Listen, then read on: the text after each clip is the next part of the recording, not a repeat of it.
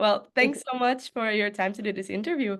How are you doing? Otherwise than Dude, a yeah, car. I mean, other than that, it's great. The record is finally out, so Yeah. that's, something to celebrate. Yeah. Yeah.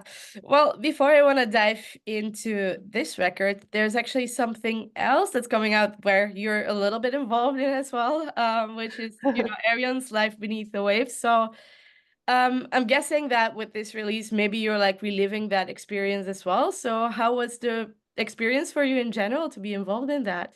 Oh, it was amazing. It was one of the greatest, honestly, the greatest things I've ever been a part of in my whole life. It was just so cool.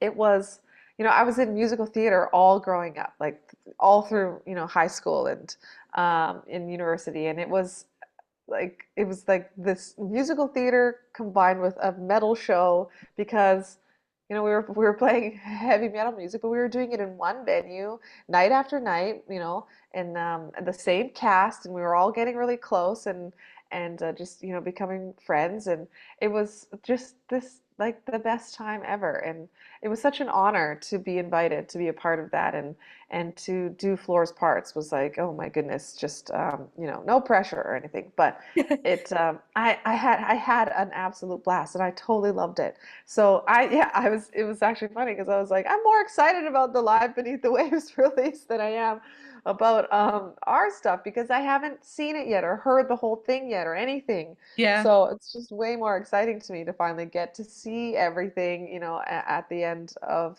all that work that we did.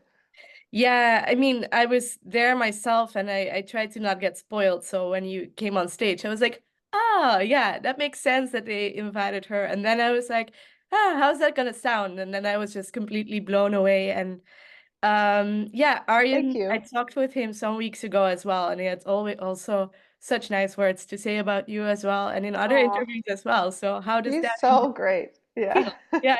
Yeah. No, he's such a nice guy. And yeah, it was great. He's been so sweet about everything and just, really it was really nice of him to think of me at all in the first place and to include me and then to just be so kind to, in his interviews and everything and um, giving me his own little kind of push for new listeners and people that maybe don't know who we are. So it's been awesome and I'm so thankful, that he is a part of the Unleash the Archers family now, and that he's so supportive of us. Yeah, it's amazing. Yeah, do you feel like that also had an effect on the record, like participating with those shows? Do you gain more fans? I think so. I hope so. I mean, yeah, we definitely had quite a few people that's, came to like our Instagram and were like, "Hey, can, saw you at the Arion show," kind of a thing. Listening to your music, can't wait to hear what you come up with and that kind of thing. So I think we've gained a few. Yeah, I would say so. I mean, um, it's not why I did it, of course. I just, wanted to be a part of the whole thing. But I think that's Yeah. kind of a perk that comes out of it. Yeah. Yeah. Well, I think it's also a bit maybe funny that Arion also does like these concept rock operas that also do like huge sci-fi stories, which is also what you are doing. So working in a way with Arion, is that also inspiring for you as well? Absolutely. I mean, the record, the 01011001, was such a cool concept, and the whole of Arion and the Forevers and all that sort of stuff. And it's just like this constant continuation of this story of these people. I think that's so awesome, and he does such a great job of it. And I like love the industrial sounds at the beginning of the album. And when I first heard him do that, I was just like, oh, I've always wanted to do that in one of our records, And there's a little tiny bit of it in Daughters of Winterstone in our Demons of the Asteroids album from 2011. But yeah, nothing like how he did it. And just, yeah, absolutely. We're like on the same kind of mental Yeah. track, I think, for sure, when it comes to how nerdy we get with our stories. Yeah, and I guess even when you did the song Fate of Men, like, you are also such a movie fan and he's as well. So did you have a lot of talks about that as well? Well, he was just kind of like, Brittany, I want you to be a part of this, and I don't want you to sing this song, and I think you'll really like it. I wrote it for you. And I was like, oh, okay. And he's like, it's about Terminator. And I was just like, ah, of course it is. I was like, that's the best. I was like, I got the best song on the record. Because yeah, absolutely love Terminator, love, Terminator 2. I think the whole franchise has had its moments. So yeah, I just thought it was awesome when he was like, I wrote this one for you, and I was like, perfect. Yeah, and it's also great that he included it in the show as well, because he has so Yeah, many songs. He could have done something else as well. So exactly. I was just like, really? Wow, I get a whole encore to myself. I'm like, oh my yeah. God, are you sure you want to do this? But no, I was just like, beforehand, I was like, okay, you need to nail this. Gotta be ready. So yeah, it was pretty funny. I was, a lot of prep and beforehand. Now, I know that Arion likes to call his albums rock operas, but how do you feel about your own work? Would you also classify it as that, or is it just a concept album? And where's the difference, Yeah, in your opinion? I just kind of call it a concept album. I consider rock operas to have multiple characters.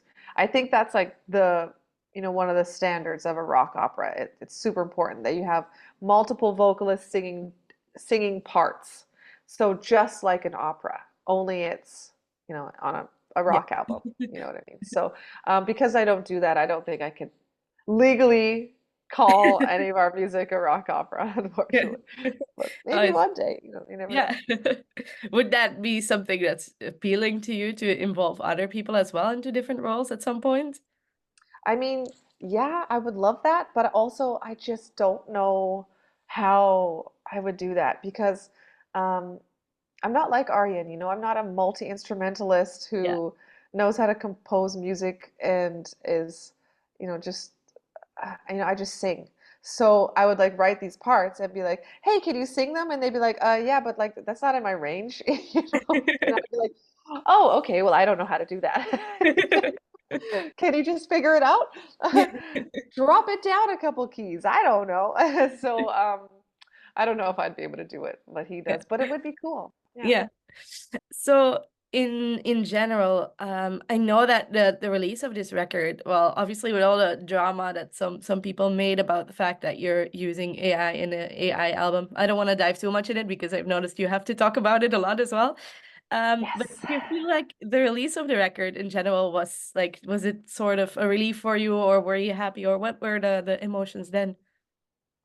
Yeah, I mean, I'm glad that it's out finally because it's so nice for people to be able to hear this thing that we've had in our hands for a year now. And and to just be able to freely talk about it is great and to hear what people think and um there was expectations after Abyss.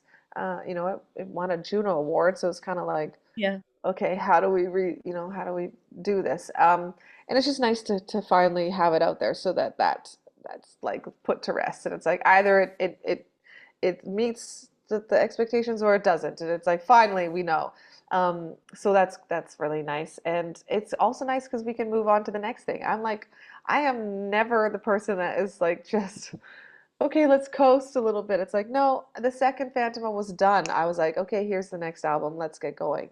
Yeah. And so I've been like ready. It's really funny that, doing all this press and talking about it and everyone's just discovering it. And I'm like, what? Oh, that old thing? Yeah, no, come on, let's go. I got the next record. I want to get in the studio here. So it's really nice that it's, out there in the world for finally for everyone else to hear so that I can, go on to the next thing. Well, yeah, unfortunately, you're not allowed yet to talk about the next thing, so it's still gonna be about this record, but Yeah. Yeah, no, I know. Yeah, but that's always the way it is. Yeah. yeah. Well, this I read that the story was also written during the pandemic, and I don't know about how you felt about the whole situation, but I remember the first few days I really felt like I'm in this kind of weird sci-fi movie, except that it's real. And I don't know, every movie that I had seen about viruses and human race and extinction, it just made sense to me somehow. So it was Yeah, really scary. I had this very end of the world like feeling. So was that also for you an inspiration to write your story? That's, it's sort of for dark. sure. Yes. Yeah, absolutely. 100%. I always had the idea Phantoma, the story. I had the character. I had the name of the album. It was kind of always just floating around. So when I pitched it to the boys, saying this is, this is kind of what I was thinking. Phantoma, she's an android, but she learned, you know, how to be a human from watching humans, and so she's kind of, humankind has destroyed the planet, and they're just this kind of apathetic, boo-hoo, woe is me kind of thing, and she is more human than they are now, and it's just kind of exploring that side of things. And that was how I pitched it to the boys. And they were like, yeah, no, okay, sounds good. Like that could definitely be 10 tracks. And but then so the pandemic was like raging all around us when we decided to, finally dive into it and start writing it. And so that affected the story 100%. It was like humans live in biomes. That was always the idea. But then the fact that they're completely separated from one another, they live their lives 100% on social media, and um, and they've kind of put this false face out there to the world for, Phantoma and everyone else to see, and they only share the best of themselves, and the pain of what they've lost is just hidden and buried, and so Phantoma never sees that until she meets them all in person, and that for sure came from, the pandemic, and uh, all of us being secluded away in our own little communities and not being able to go outside anywhere, and just living our lives 100% on social media, searching for connection through it, and it not being really a connection. So that's where, yeah, a lot of that came from. Yeah. That's why it has a quite a bit of a darker tone as well, because humanity is kind of the bad guys in the story, because we were just at each other's throats. It was like, you're right, the world was ending. And what happens when, sure, there was these stories of people coming together and stuff, but there was all this also chaos Mm. and just so much of humanity kind of turning against one another. And I was like, oh, so here we go, showing our true faces, despite what you see on this, social media, clapping for the healthcare workers every night. It's just like, no, it's all fake. This is what's really happening. People are rioting in the streets. So it was definitely a reflection of that. Yeah. Well, yeah, to me, when the moment people started hoarding toilet paper, I was like, "No, no, that's not Right? the sort of world I wanna live in." There was a woman in the news in one of the cities around us, because she left the shopping, or the market, with a shopping cart full to overflowing with all the meat from like the deli, like steaks and sirloins and ribs and like all of it, just a shopping cart full.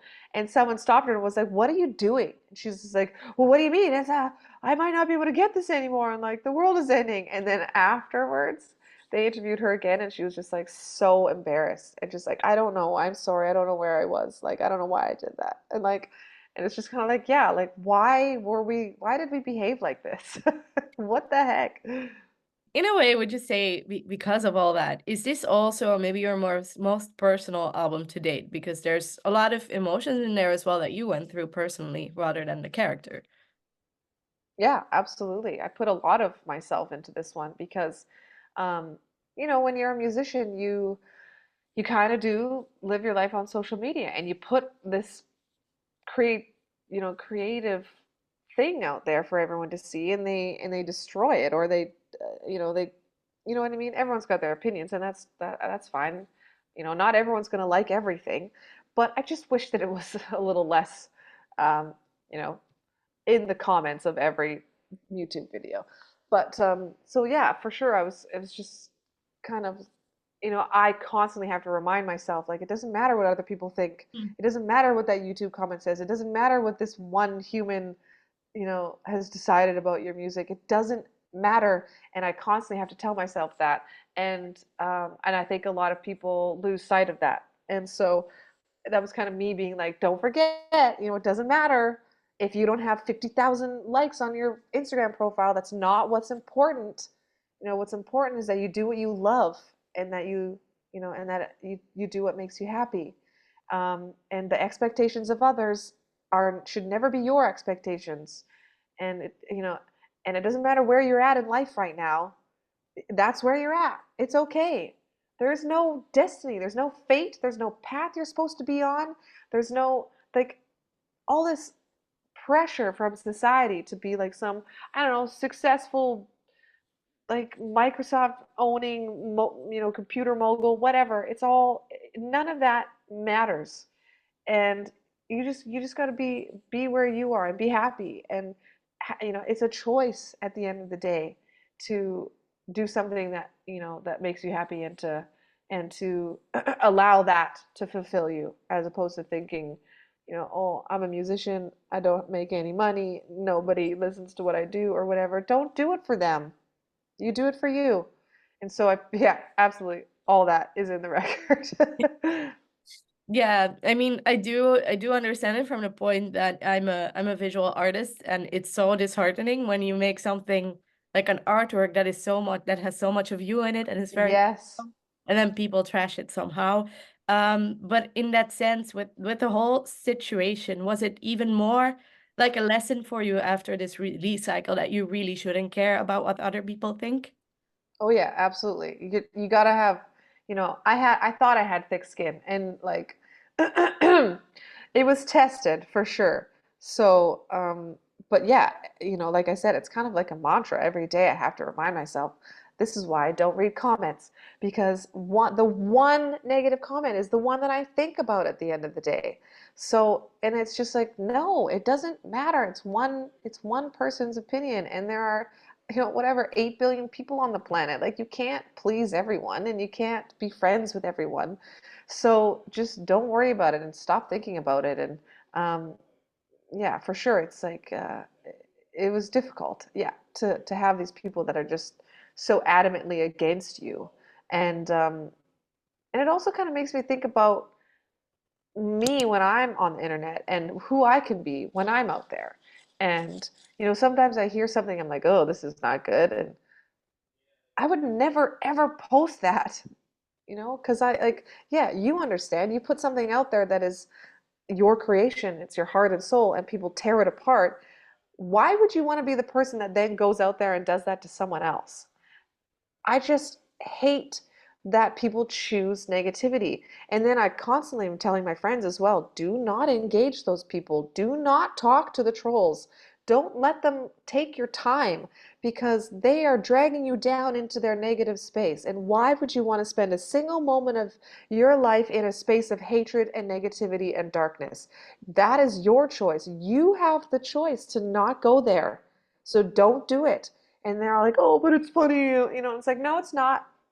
You know what you're doing. You're thinking that you're making a difference, or that you're changing their mind or something, or even though you're joking about it. No, you're not doing that. You're engaging with someone that's all that they're looking for.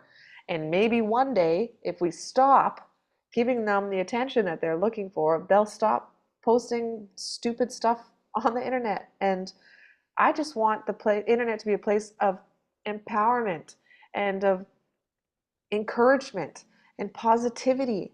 And I just love that when I scroll through a YouTube a video, the comments, and it's just positive after positive after positive.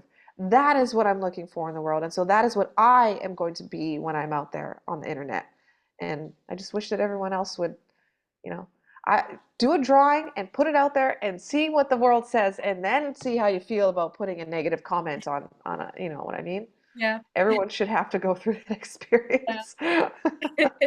I sort of like, because I went to art school, I think also a lot of people who don't have that thick skin and really care, or like are really emotional about other people's, criticisms. I feel like they really should go to art school and see what the teachers say, because sometimes it was also very soul crushing, but that's how you Oh also yeah, get hard in a way.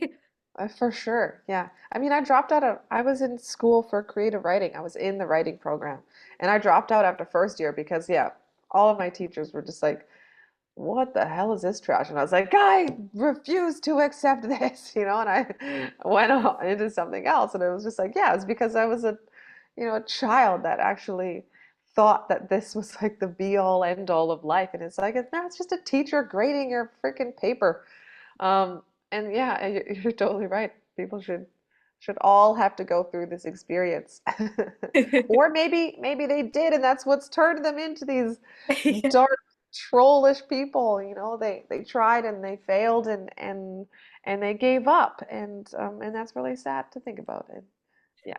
Although I do have to say, when I went to, because I'm originally from Belgium, so when I finished my university in Finland, it was the opposite way. So people didn't give any criticism, everything was cool and everything was okay. And in the end, I was like, what is happening? Like, this cannot be good. You shouldn't like say nice Tell me things. my art is good or bad. I don't care. I just want an opinion. Yeah. Yeah, I just want feedback. Yeah, exactly, right? Yeah. It's yeah, I mean it's a double-edged sword, that's for sure. So what I also liked in Buried in Code, I felt like especially towards the end, there was a little bit of like gaming score influence in the guitars. And then when it goes Mm, to the collective, it reminded me a tiny bit of Daft Punk's soundtrack of Tron.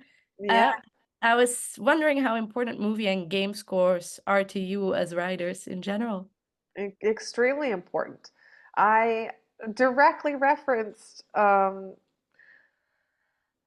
Doom, the Doom 2 soundtrack that because I loved that or that game and the music in that game. And like I was like, there's this point where you're doing this thing, and I was like, you gotta, that's what I want this song to sound like.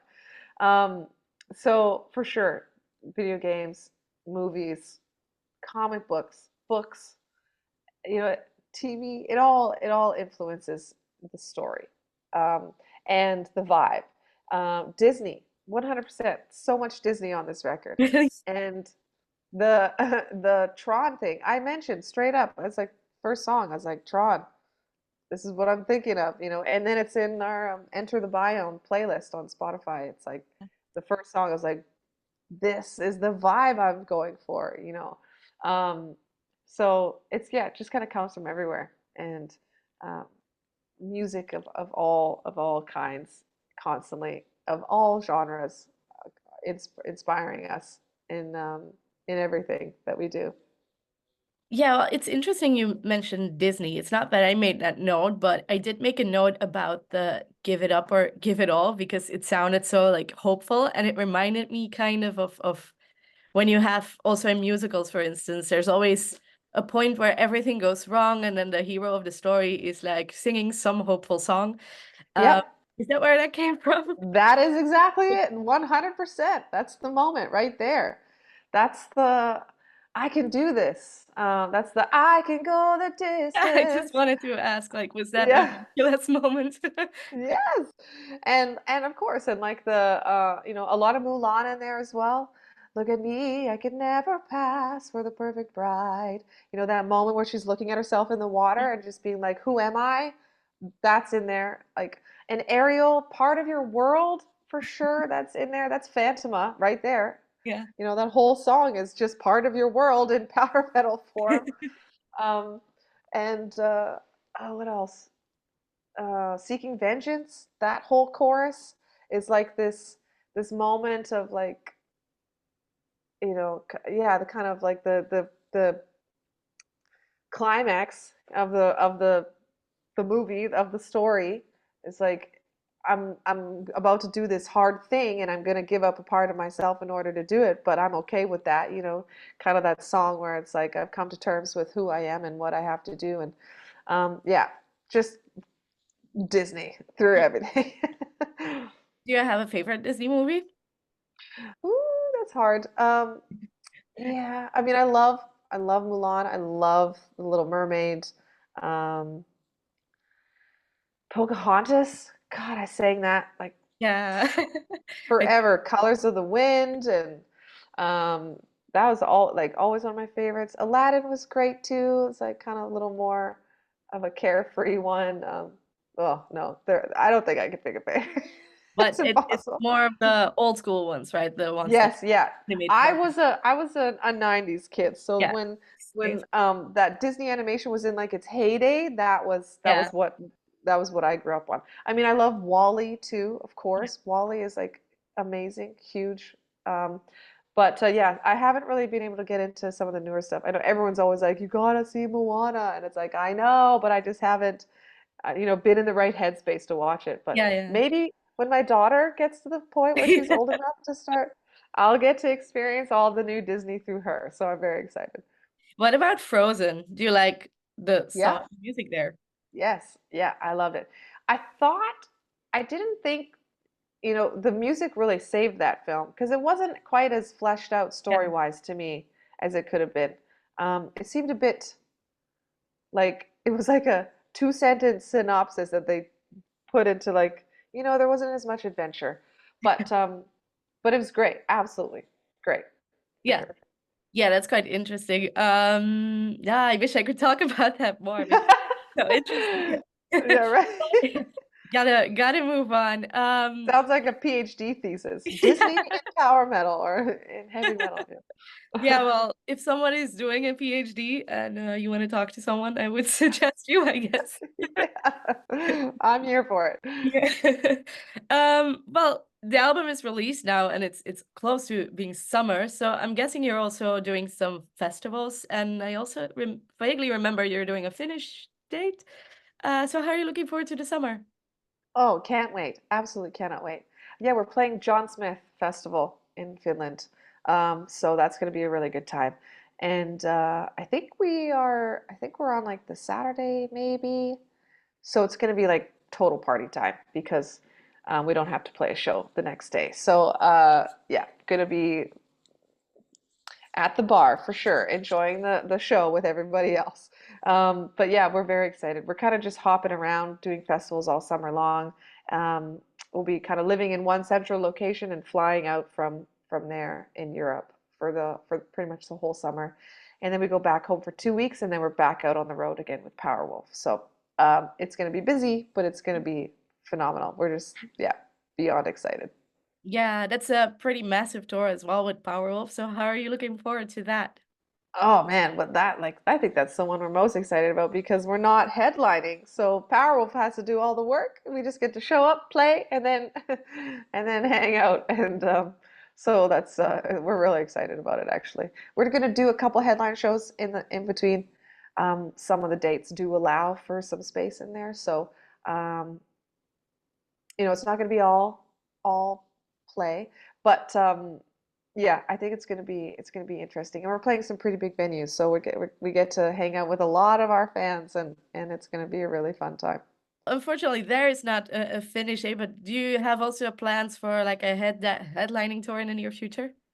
Yeah, we're gonna come through Europe in spring of 2025. The dates are just being all worked out right now.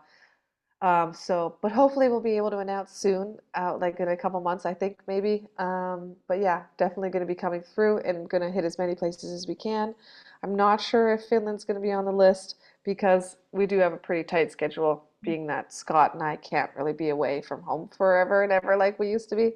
Um, but yeah, definitely going to be coming through in the springtime.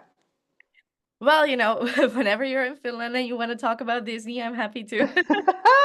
Sounds great. Yeah, it's a date. Well, yeah, I guess that's it for my questions, and it's almost time anyway. Do you have any last words you want to say to your fans? Just thanks for listening and appreciate your support. And hopefully, we'll see you at John Smith Festival in July. Yeah.